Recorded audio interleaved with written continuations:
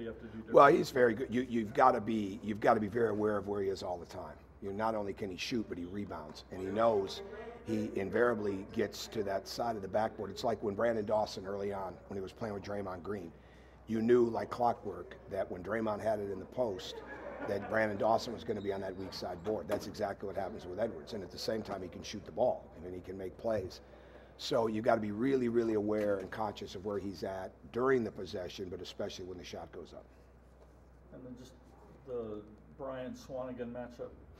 Yeah, it's a team deal. I mean, to me, I know that gets some play probably, but what's most important is that we really, really lock into how not only we guard Swanigan, but what we do when the shot goes up. And the same with Haas, the same with Edwards.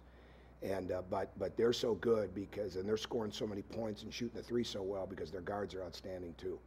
So the one thing you cannot do with that team is look at it and say, okay, well we can ignore this, or we can kind of take our chances with that. You've got to really be locked into all of them, Matthias especially, and Klein, because of the way those guys move without the basketball and make shots. So, and again, so much of it starts in transition for them, where it could go to anybody.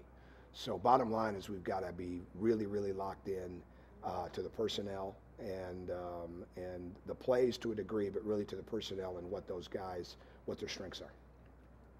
These games against Wisconsin and teams like Purdue have been 1 or 2 possession games, 3 possession games. Just how much confidence does that give you guys going into this? Well, I just said to them, they can beat anybody in the country, this team. We've already proven that. It's not debatable. Right, and we've had all these games that have come down to, we've had 13 games that have come down to three, or that have been a 3-point game with under a minute to go. So we've got to find a way not only to win the close game like we did the other day, but do an even better job of finding that margin during the game where we can eliminate some of the mistakes we make, where we have tough lulls, tough segments of the game, so that we give ourselves a better opportunity, and that's the most important thing.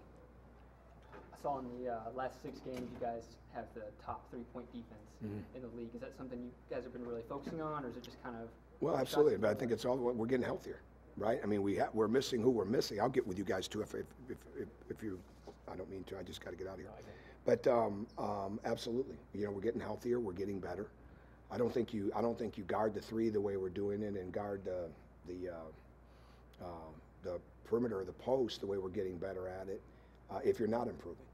And at the same time, so much of the field goal percentage defense, even to this day, gets skewed because of the turnovers, because of the live ball.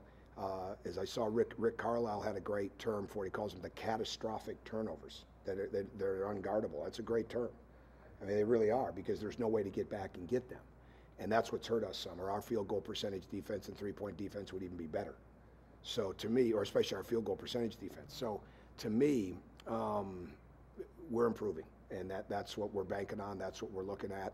We've proven we can beat anybody in the country that's of a high level. When you look at the Kansases and Carolinas, we can win in this league. We've been right down to the wire with the majority of the teams in this league, and we just got to find a way to keep getting over the hump inside of the game. How much momentum can you take from a game like the other day? This time of the year seems like some momentum. Well, I think it's there's a lot of things that go into momentum, and the thing is, you've got to be able to correct the mistakes that you make. You've got to be able to show where we could have been better inside of it, and be demanding and be critical, but at the same time have them see just how good they are with the things that they're doing, especially when you go on a 22-0 run. And I have a tendency sometimes to want to point out why we got into that hole, right? And in coaching, you've got to make sure you point that out, but at the same time, you got to reward for the good things that are happening.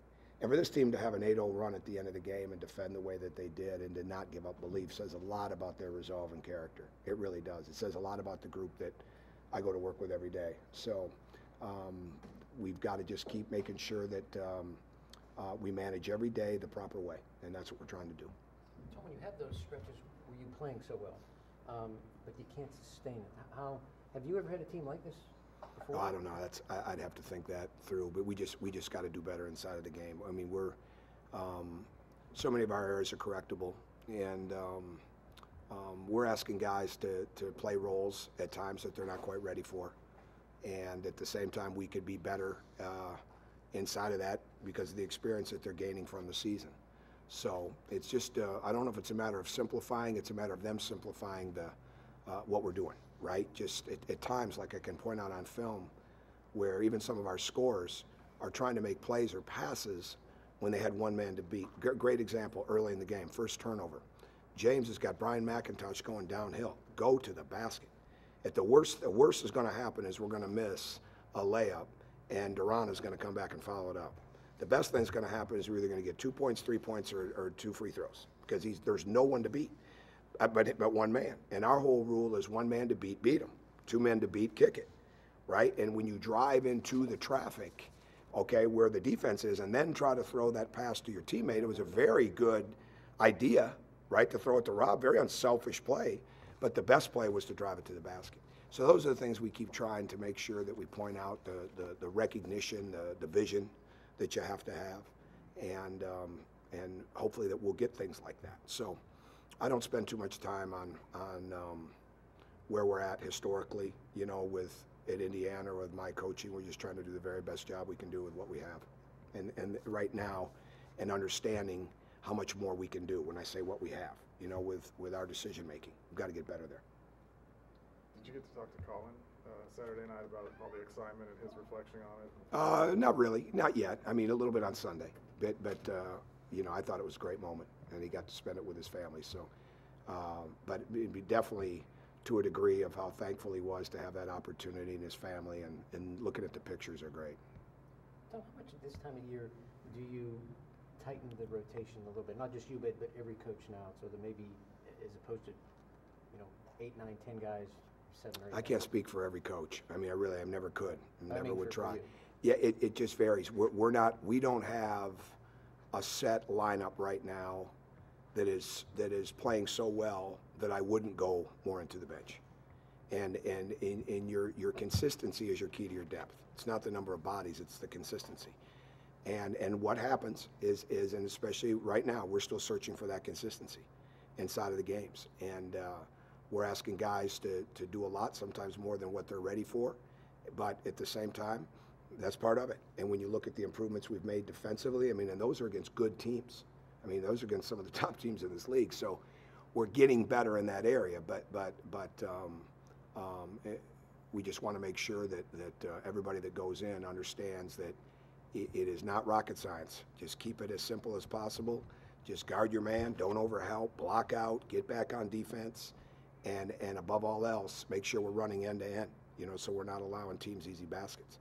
Because our transition defense has dropped a couple times the other day. Our lack of early work in the post dropped a little bit the other day. And, you know, those things, we have those little lapses.